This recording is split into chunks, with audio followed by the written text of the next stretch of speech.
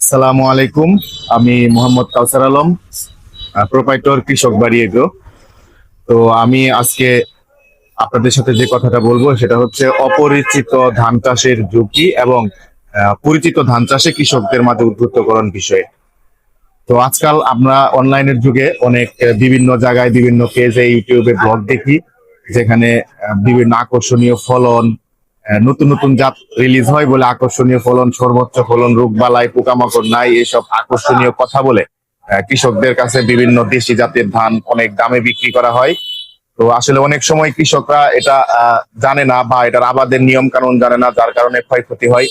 তো আমরা যে কথাটা বলবো সেটা হচ্ছে অপরিচিত ধান চাষ এক এক এলাকায় এক এক রকমের ফলন দিতে পারে। তাছাড়া অনলাইনে আকর্ষণীয় বিজ্ঞাপন দেখে অনেক কৃষক নতুন নতুন জাতে আবাদের জন্য আগ্রহী হচ্ছেন। তো তাদের জন্য আমাদের একটা কথা হচ্ছে, নতুন জাত অনেক সময় আমাদের স্থানীয় আবহাওয়ার সাথে খাপ খায় না এবং নতুন নতুন রোগের প্রাদুর্ভাব ঘটে, কীটনাশক, বিষ ইত্যাদি অনেক ক্ষেত্রে বেশি দেওয়া লাগে।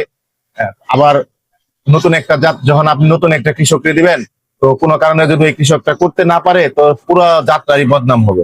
সাধারণভাবে কৃষক তখন বলবে যে এই জাতটাই ভালো না।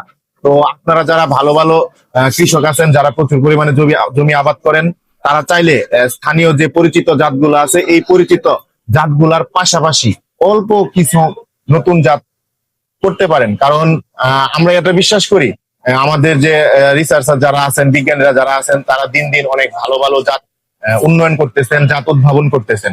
তো জাতগুলা যদি আমরা এখন না করি তাহলে এটার রেজাল্ট কেমন পাবে, এর প্রশ্নটা আপনাদের মুখে আসতে পারে বা মনে আসতে পারে।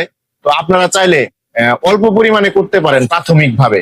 কারণ আপনি আমার যে ময়মনসিংহ অঞ্চলে যে ধানটা ভালো হয় সেই ধানটা হয়তো উত্তরাঞ্চলে ভালো না হতে পারে, দক্ষিণাঞ্চলের জন্য আলাদা ধান। কিন্তু যারা অনলাইনে বিক্রি করে তারা কিন্তু আপনার কোনো সময় বলবে না যে ভাই এটা আপনি খুলনায় করেন না, এটা বরিশালে করেন। তারা বীজ বিক্রি করতে পারলেই শেষ। যারা বীজের দোকানদার আছি বা আমরা যারা দোকান দিয়ে ব্যবসা করি, আমাদের কিন্তু জবাবদিহিতা আছে।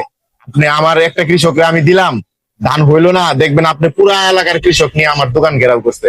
কিন্তু আপনি যদি অনলাইন থেকে ধান নেওয়ার পরে কোনো কারণে আপনি ক্ষতিগ্রস্ত হন, অপ্রচলিত ধান নেওয়ার কারণে যদি কোনো কারণে ক্ষতিগ্রস্ত হন, সেটার দায়ভার কে নিবে? উল্টা দেখবেন আপনি আবাদ করতে জানেন না, কীটনাশক দিতে জানেন না, বীজ দিতে জানেন না, নিয়ম মানেন নাই, দুনিয়ার গল্প হবে। তো আমার সর্বসাধারণের প্রতি একটাই অনুরোধ, আগে আপনি নিজের এলাকায় চাষ করে দেখেন, যদি মনে হয় যে হ্যাঁ এই জাতটা আমাদের এলাকার জন্য চাষ উপযোগী, তাহলে পরবর্তীতে আপনি আপনার পাশাপাশি যে চাষিরা রয়েছে তাদেরকে বলতে পারবেন। এর আগে আর কিছু দালাল আছে যারা আপনি বলবো যে হ্যাঁ এই ধানটা ভালো, দেখবেন একদম কমেন্টে হুমড়ি খায় পড়বো, ভাই এই ধানটা করেন, আমি গত বছর করছিলাম, ওই 3 বছর যাবত করতেছে, আমার এলাকার 14 গোষ্ঠী করতে,